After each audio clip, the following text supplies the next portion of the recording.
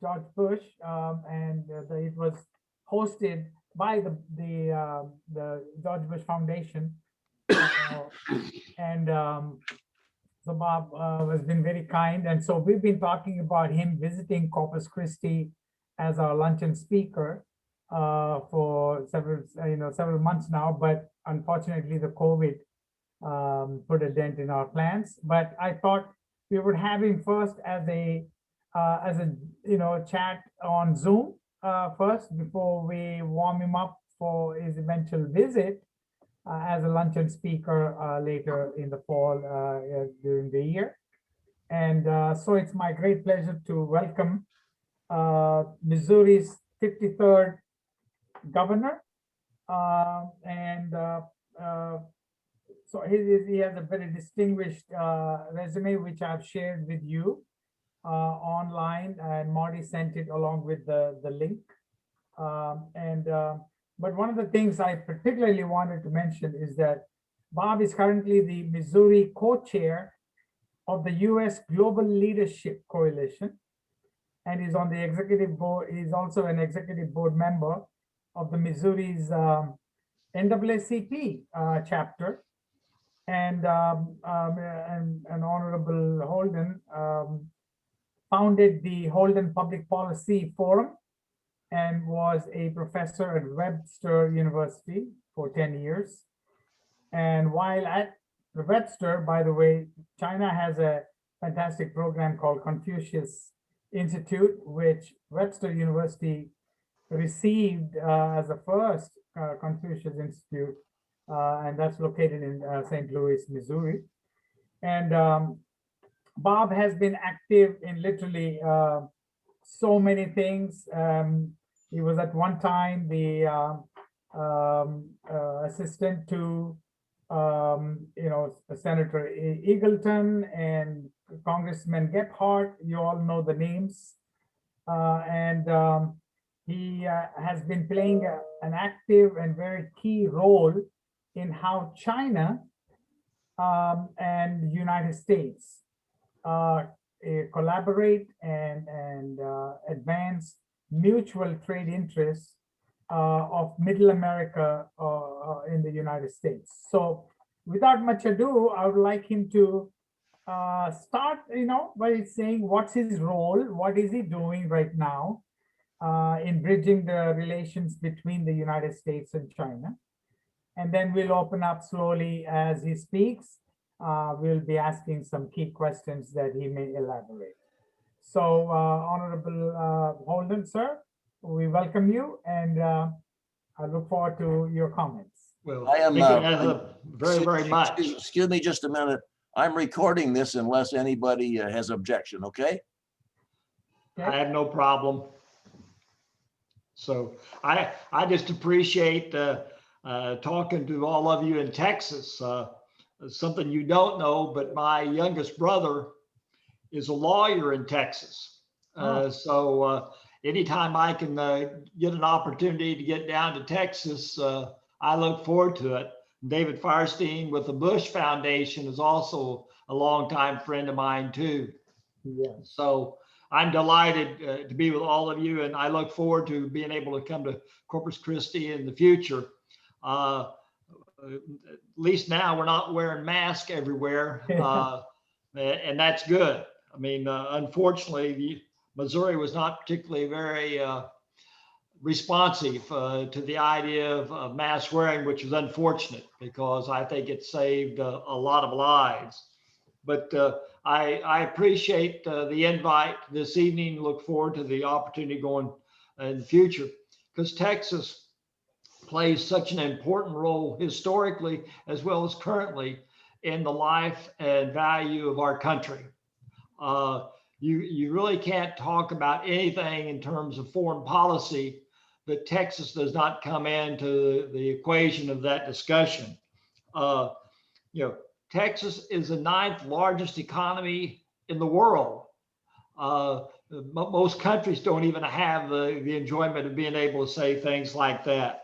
And Texas agriculture, and that's where I come from, Missouri agriculture. It doesn't stack up with Texas agriculture very well at all. But we do come from the same background. 29% of the U.S. cotton is processed and grown in Texas, which was something that's kind of surprised to me. Cattle is the top animal producer in the country. Texas is a manufacturing powerhouse. The largest agriculture exporting around the world comes out of Texas.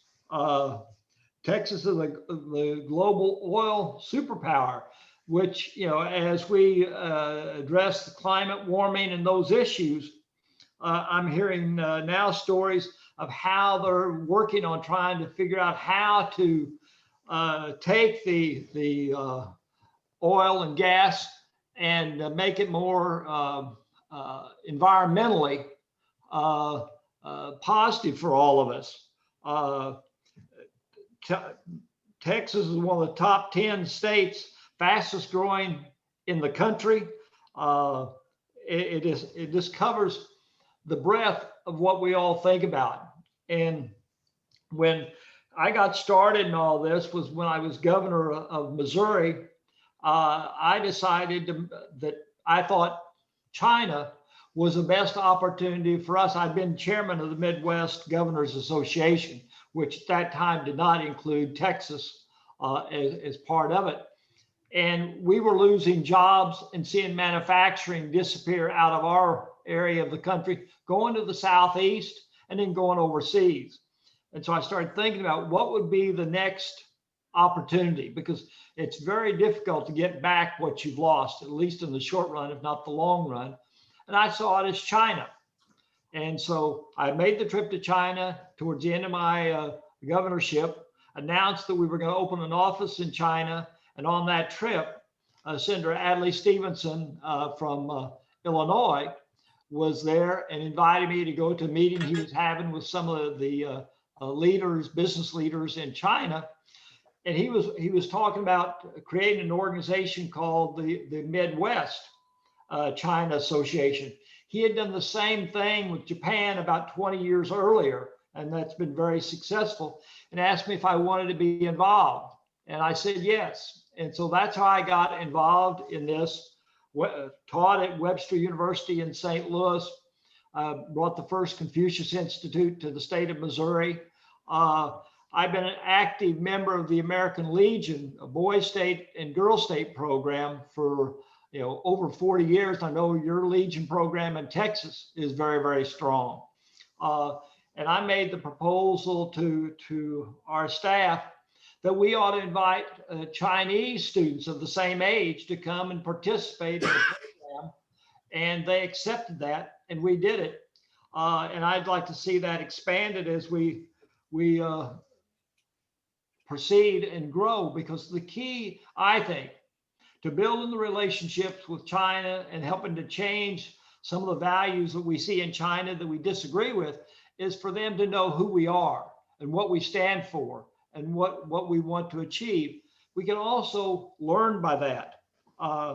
We are a 501c3 bipartisan organization.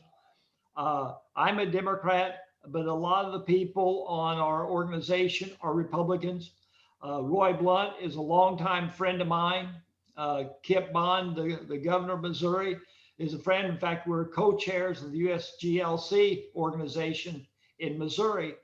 And I think we have to figure out how we can work with each other so we can be truly successful around the world. And so when I came back from China, we started the Midwest China Association, and then we started having people in the southern part of our region say, well, why can't we be involved? So we expanded it to the 20 states from the Great Lakes to the Gulf, which includes Texas, as well as the Louisiana, Mississippi, and Alabama, and those states, Kentucky, Tennessee. But what most people don't realize, excuse me, is just how valuable and important in the history of this country, the heartland region that I'm talking about has been. For example, if you go back to 1945 with the presidency of the United States, Harry Truman comes from Missouri. But we've had people come, the Bushes come from Texas. Obama comes from Illinois. Carter comes from Arkansas. But a number of our presidents, leaders in the House and the Senate have all come out of this region of the country.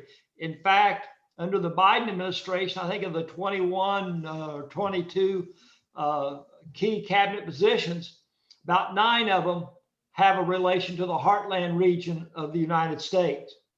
So you put that with the fact that of the top 1,000 corporations in the world, over 400 of them are headquartered in the heartland region of the United States. But we always think about going to the East Coast or the West Coast, and that's a valuable importance. It is important, but we bring a lot more to the table in terms of stability for our country, vision for our future than most other regions, I think, of the United States. In fact, the interstate highway system started in our region. Most of our manufacturing has done in our region. We've talked about the agricultural aspect and its impact that comes from our region. So we have a lot to be proud of and a lot that we can do. And that's what our organization is all about, is building those relationships so that in fact, we can continue to grow and expand. We're working with organizations, the National Governors Association, the U.S. Conference of Mayors, the MRCTI, the Mississippi City Rivers and Town Initiative, and many, many others, because it's our philosophy that you don't exclude anybody. They may exclude themselves, but we don't exclude anybody in what we're trying to do to build an organization that can truly be effective in job creation and building relationships. And we focus really on 3 areas that we're working on. One, the cultural relationship between us and China, the educational attainment between the two, and then the third is the business. Because I've always had the belief that before you're really able to sit down and do business on a basis of equal opportunity, you've got to have a trust. And that trust comes through cultural ties, cultural relationships, educational partnering to lay the foundation so that in fact you can have a very strong business relationship. And we're going through some, as we all know, interesting times between China and the United States. And that happens. People ask me, well, what do you think Biden's administration will be? And my comment is, I think he'll be tough, but he'll be fair.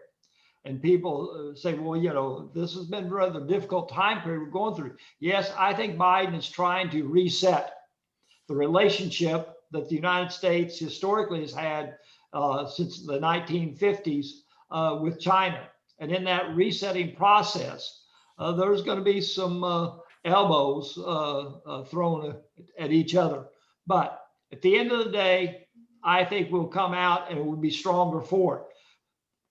China needs us and we need China, because we sell a lot of farm products to China and they need it.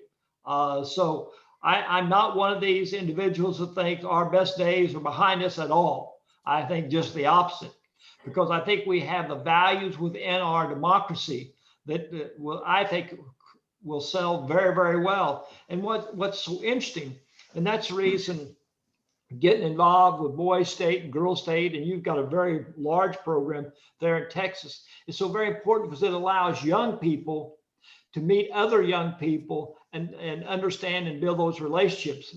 An example, about 5 years ago, a gentleman I know in St. Louis married a woman in China who had a daughter, and they came back to the United States, settled in St. Louis, Missouri, and the school there a couple years later picked the young lady to be the representative of the Missouri Girl State from their school.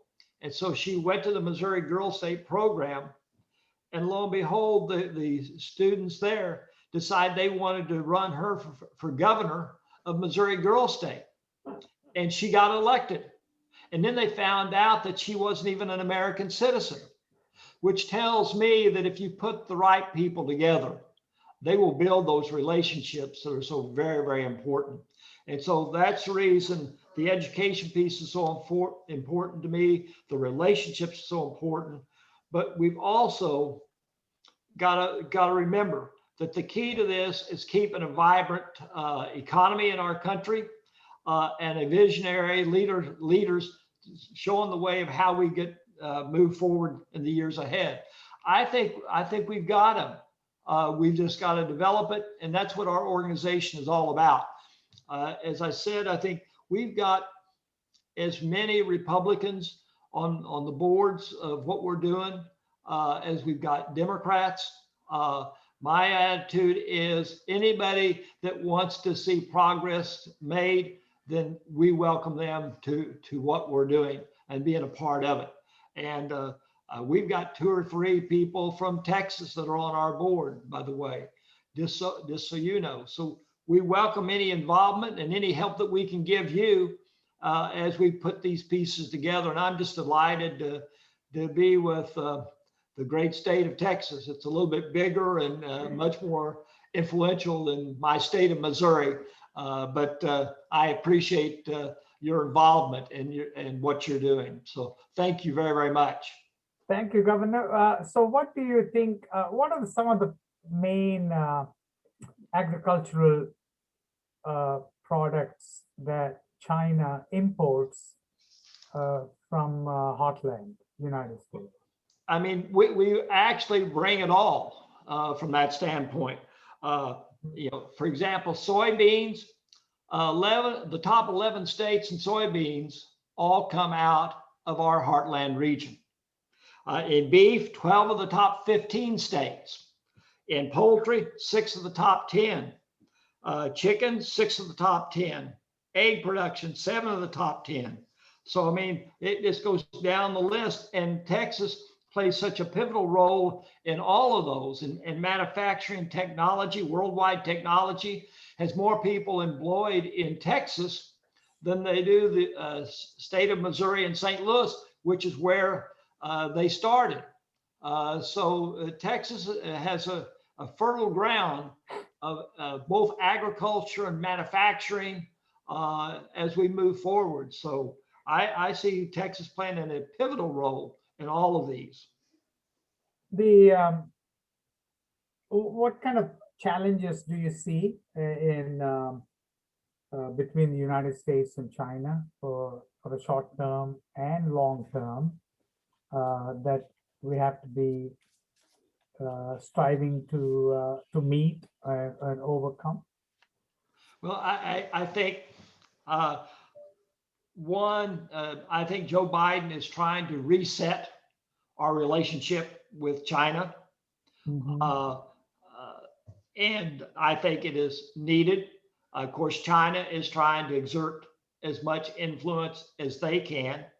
But that's, honestly, that's the reason I think it's so important that we don't try to hide behind the tabletop and not talk about China and our relationship, but actually show who we are, what we stand for.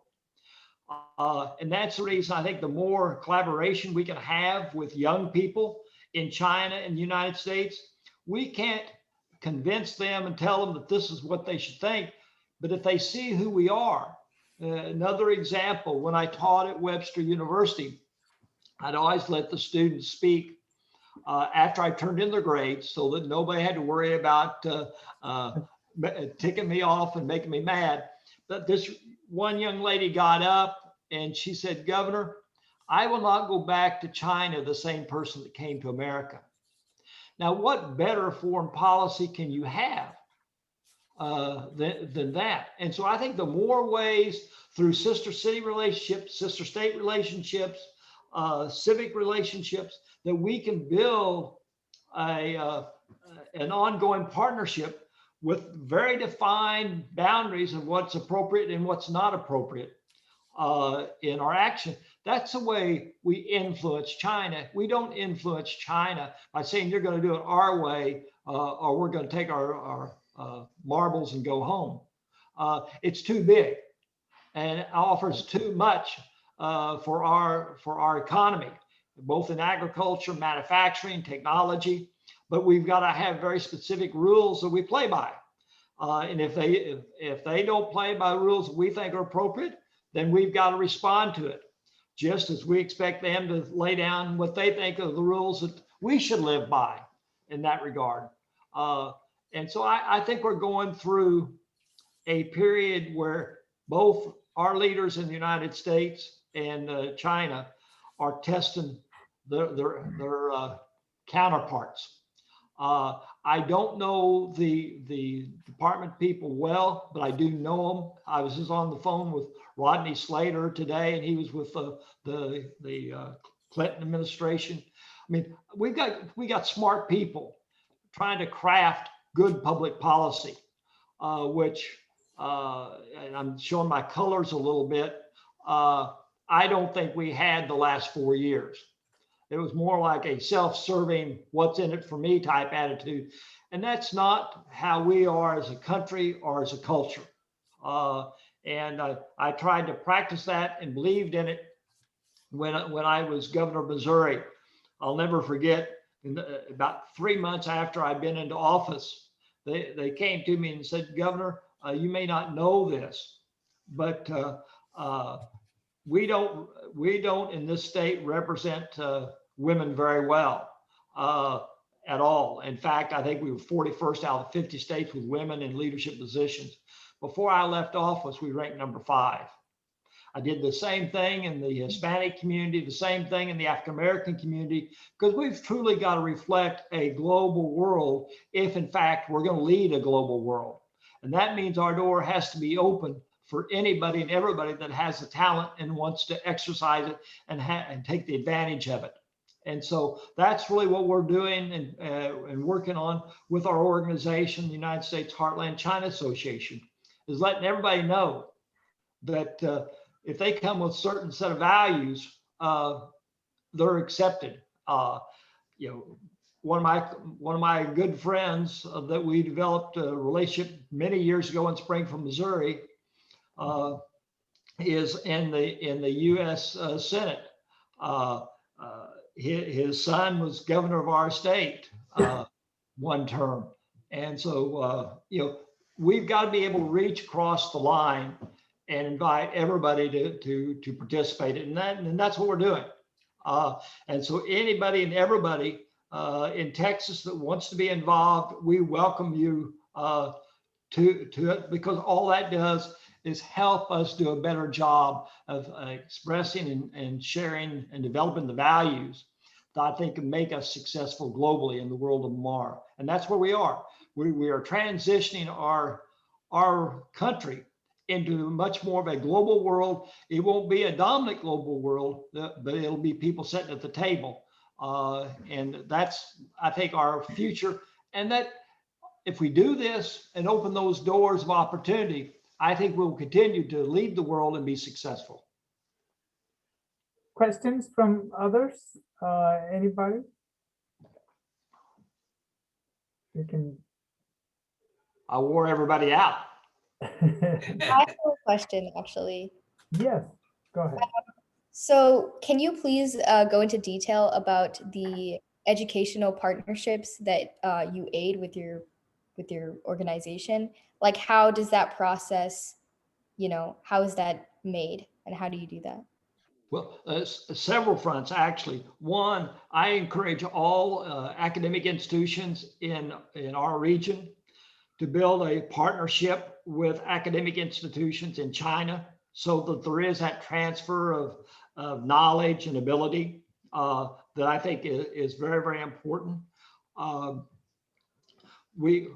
everything that we do is with the intent to be a partner with us so we can both grow. You know,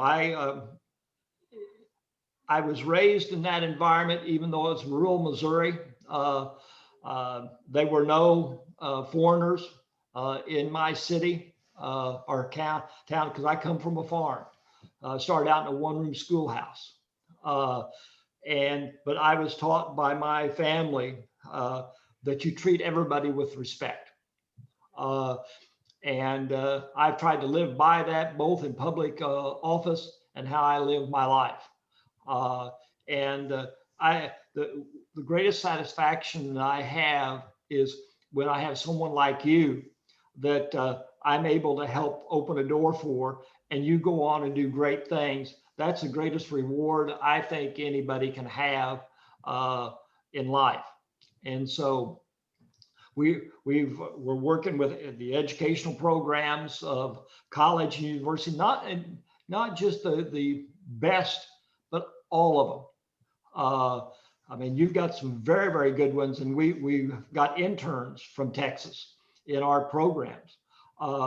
But it's not just the major universities, but it's that secondary and third level academic institutions that we've got to get to and build those relationships, because that's important. In the two things that I think have really been missing in a lot of the infrastructure discussion until Biden came along was a lack of a real commitment on opening up our rural parts of our country to economic development and opportunity, and do the same thing in our inner cities. Those are the two areas that I think historically have been left behind since Roosevelt did the REA in the 1945 and 50 era. And we've done it, I think, to some extent by our lack of really being very aggressive, because culturally, we're not as aggressive as they are on the East Coast and the West Coast and a lot of things that they do. And we have to do it appropriately, but it's time that we stand up and say, no, here's who we are, and here's what we bring to the table. You know, over 400 of the Fortune 1000 companies are headquartered in our heartland region. They're not all on the East Coast and the West Coast, they're here. And so all the different pieces we can put together, we want to do, and we invite anybody that wants to participate and be a part of it to sign up and help us, because this truly is a collaborative effort. And so particularly among young people like yourself, because you are going to be the future of not only our country, but the world. And the best thing we can do for you is give you the opportunity to see the world grow in a new world and understand what needs to occur so that growth continues. You know, people always talk about, aren't we afraid of China overtaking us? Or are we afraid of Russia overtaking us, whatever the country may be? And my attitude is, if we do what we need to be doing and show people who we are, I have no concern about that whatsoever, because we bring more to the table offering opportunity than any other type of government that I've seen in the history of the world.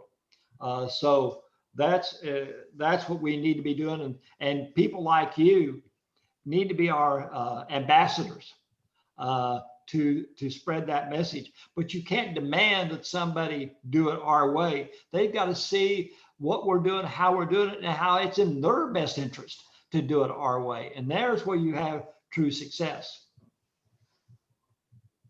Thank you, Governor. I appreciate it. Love to have your involvement. Yeah, that's true. Marty, you had a question. I did ask him about cotton, but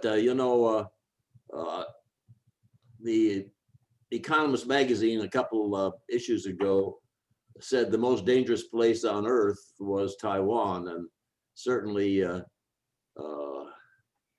United States has this sort of vague foreign policy purposely vague and confusing foreign policy about Taiwan, and I think China's going to move on Taiwan. Well, and I hope you're wrong, first of all. Yeah, I do too. My sense is when I said that the Biden is resetting the equation, I think under a previous administration, they would have moved on Taiwan if they thought they wanted to. I don't think they can do that with Biden. I think I've known him for too long. I know people around him. That's the reason the confrontation that everybody talks about between the Chinese leadership and American leadership in Alaska about a month or month and a half ago, that kind of deteriorated into a very a strong, I don't want to say shouting match, but everybody pretty well let out exactly how they feel. I think that was very important that we do it. We had to reset the equation. And so I'll keep my fingers crossed, but the best thing we can do is continue to build those relationships and rebuild those relationships, not just in Taiwan, but Japan and India and Vietnam and those other countries, because they have probably more fear of China and what China can do to them than what the United States would do. So we can build that coalition. And that's something that I think Joe Biden is very good at historically. Other I questions? can't hear you. Yeah. We're Marty? not going to go to nuclear war over Taiwan. No. But the thing is, China has to have the United States for its economy to continue to grow. And if we start backing off, then I think that hurts them more than anything else. I just finished a book.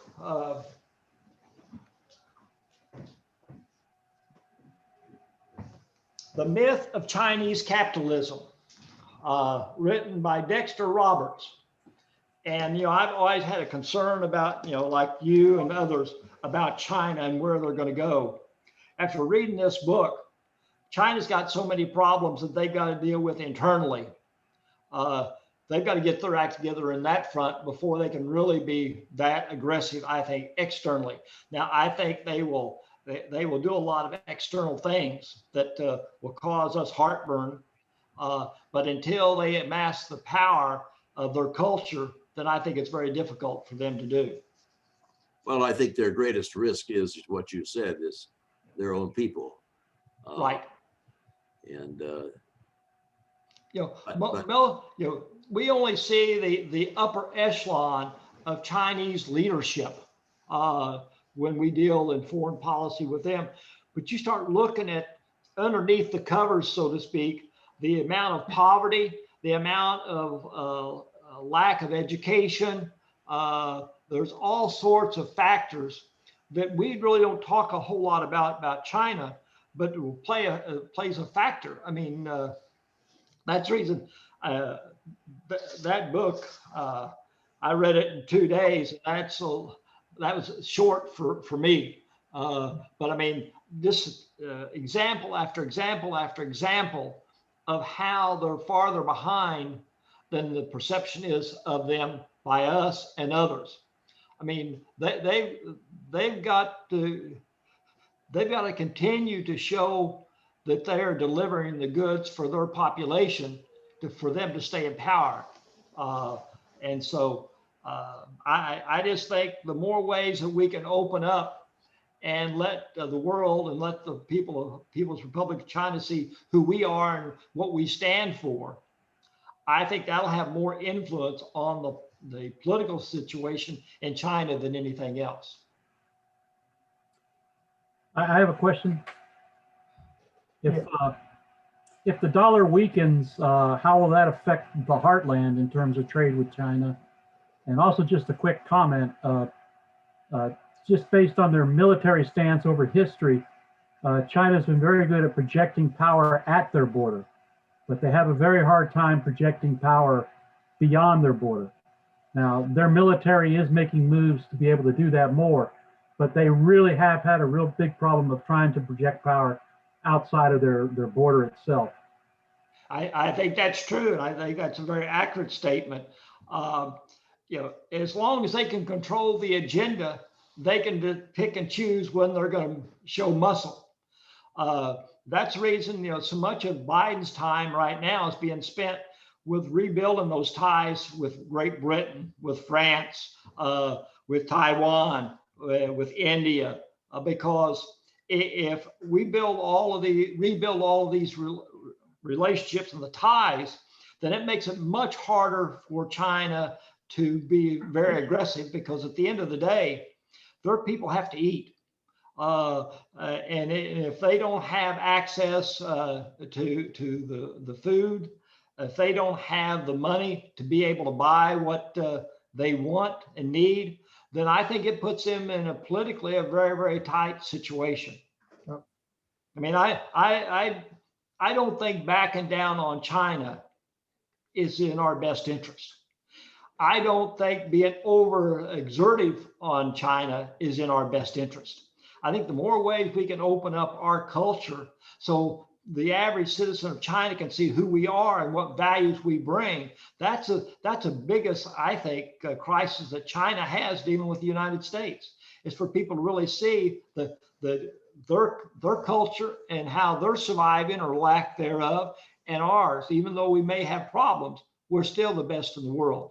But you stay the best by staying aggressive and going forward. You don't step back and say, well, our best days are behind us, and so we can't compete anymore. We can compete, but that's the reason, you know, Biden and his comments have put so much emphasis on technology and infrastructure and education, because we've got to go into these inner city areas. We've got to go into rural America, and we've got to put laptops in all of these young people's hands so they can learn the technology, and then we give them the educational training so they can be the scientists and the creators and the types that our country needs, and we can continue to lead the world. Most countries, in my book, fail in maintaining their influence around the world is when they get fat and happy and feel like that they don't have to work anymore. We've got to work, as we should, and prove who we are. We do that, we'll be okay. I think there's almost a very significant minority in the United States that no longer want us to be the leader of the free world. Well, I think that to some extent that's probably true in every age and every era. But I don't think the leaders that I know, both Democrat and Republicans, go by that. I mean, Roy Blunt and I go back a long ways. And Roy's a Republican. Both of us come from Springfield, Missouri. I think I don't think showing muscle to China convinces them that that's how they should be. But I think if the average citizens of China can see who we are, that's the reason all this collateral relationship of sister cities, sister states, sister this, sister that, I think is so beneficial, because if people don't see that there's a better alternative, they will be willing to accept what they have. But if they see that there's ways that they can achieve more, be more successful, I think they're willing. Now, the question is going to be is what impact is that going to have on the political system of China? And, you know, they have very much a hierarchical approach. I mean, if you're part of the Communist Party, you're in the political system. But there'll be days coming when people start questioning, wait a minute, that road's still not getting fixed. My kids don't get a good education. And the Communist Party said that they would do this, that, and the other, and it's not happening. They're going to start seeing, well, wait a minute, maybe there's a better alternative. That's something we can't force on them, but we can sure give them the opportunity to see a different point of view. Well, we shouldn't forget that China has made more progress in bringing people out of poverty than the world has ever seen. Right. So- Up to a point. Up to a point, we still have 300 million people that are living on $1 or $2 a day. And they, Yeah, I mean, like I said, and I hear what you're saying, and I believed it too. But that's the reason that book I just mentioned was so enlightening to me, because what we see is kind of the cream of the crop of the culture and the economy of China. We don't see that the roads aren't getting built. We don't see that these people are being moved from place to place to try to work at minimum wage in their country, not ours, but their country. And so, but we're in a battle, but it's the battle of the hearts and minds. It's not by demand, but it's a battle. And I think if we're up to it, I think we are, then we'll be okay. But it's not going to be quick. It's not going to be simple, and it's going to be long-standing. But that's the reason why I think the president is rebuilding a lot of the international relationships that we've worked on since 1945, because that's the way we keep, I think, everything in line. well, So Bob, our World Affairs Council works with the State Department in a program called International Visitors Leadership Program. The first thing that President Xi wanted to do when he became president and he came to the United States was to go back to Iowa and visit the family there where he had been a guest in one of the State Department programs. Right. So I think that we have something to sell. It's against the rules for any member of the 7-member standing committee to have children in the United States. All of them have children in the Ivy League colleges. Our friend Ron McQueen helped President Xi's Secret Service people take care of his daughter here going to the university. So we have something to sell. Yep, we sure do. And to me, the way we sell it is not so much demanding that they accept what we have, but for them to see what we have and see the difference. And I think that's where you build that relationship. I just think it's fascinating to see the evolving Communist Party of China and how they're going to address a lot of these economic and social issues that they have. The Uyghurs up in the far off portion of China and things like that. I think that's going to hurt them big time. So Bob, it's kind of ironic that despite all the hostility or the negative perceptions Americans have of China, the fact remains that China is the largest trading partner of the United States. Right.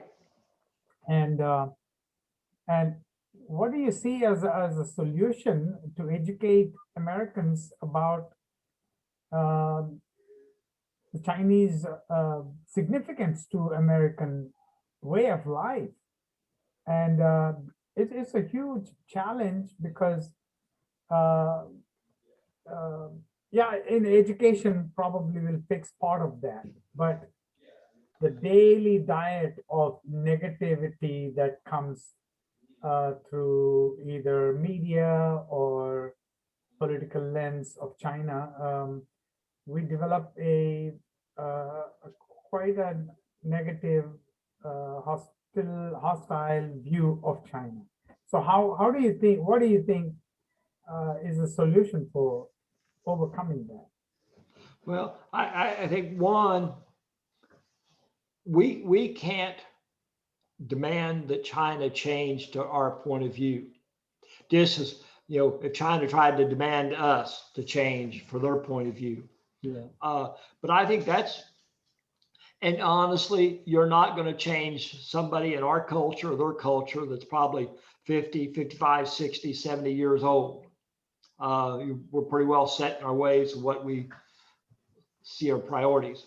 But somebody that's 12 years old, 18 years old, 25-year-old, 30-year-old, if given the opportunity so they can see what else is out there and what other opportunities, then that's how you change China. I don't think you change China by demanding that China change. You change China by changing the cultural foundation of their country. When I made my first trip to China, and when I traveled outside the state of Missouri, I always tried to go and visit a local school, because I started out in a one-room schoolhouse. And without my parents pushing me and others opening doors for me, I would never have been able to do all the things I've done in life.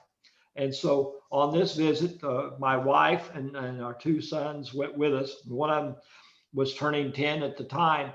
And we were visiting with all the students and everything. And this one teacher came up and said, "Well, I understand, Governor, that your son is turning 10 on this trip. Is that true?" And I said, "Well, yes, it is." And she said, "Well, some of the students want to give him a little gift. Would that be okay?" And, what's a father to say? Of course, it's okay. And so one at a time, those students came up and presented our son with a little gift of his birthday and appreciation. And I turned to my wife and I said, "I can work with these people, because the humanity of their culture and our culture are not that different. The parents of those kids are trying to help their children have a better life than they've had. And if they see us as somebody that's helping their children achieve more and be more successful, then I think that's in our self-interest. Now, we don't allow them or anybody else to get into our areas of competition in terms of our safety, but there's nothing wrong with educating another culture about the values that we have in our culture. And so, we got to play the long game. This is not something we can devise a plan today and 6 months from now we're going to claim success.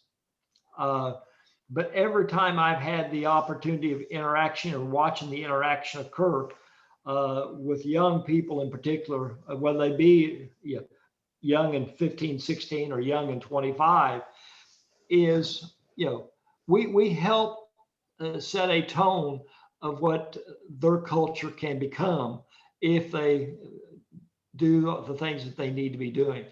So that, to me, that's China's greatest fear of us, is us showing too much of what they're not getting at their home, in their home culture. Well, Governor, we ran out of time, and I wore everybody out, so I apologize. so we are genuinely grateful for your time and sharing your views on this very, very important topic. And hopefully post-COVID, after everything is settled down, we would like to have you back for some seafood and for some, I'd love it. coastal thing as such. Raj, you want, and so anybody else want to say anything before we leave? Sharon, you're back, I see. I've been here. I was listening. We were know. traveling, and so I didn't want the road noise to disturb you. Thank you so much. I agree 100% that it is about relationship, and that is where you establish trust. And so it's changing the mindset of what we have known as far as relationships, that you go in and it's my way or the highway. When we can see that everybody brings something to the table and there's good in each of us, and that if we collaborate and that we work together, that we'll see that we have more in common than we do differences. And so I appreciate you speaking with us today, and God bless you. Well, God bless you. I mean, our country's not perfect either. In fact, we've made a lot of mistakes, and hopefully we're trying to rectify them. But it's tough. I mean, I was raised by a mother and a father that believed that everybody should be treated with respect, and from that, everything else emanates to it.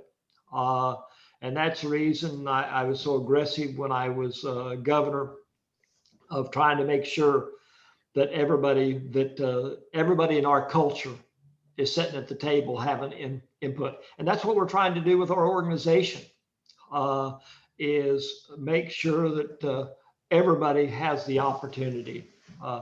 In that fashion, we can't be deterred, nor can we be defeated. We can be very successful because it offers a better opportunity. We started in our organization, with COVID hit, and everybody was just, kind of holding up in their house and not being able to communicate. And we created a program called The Way Forward.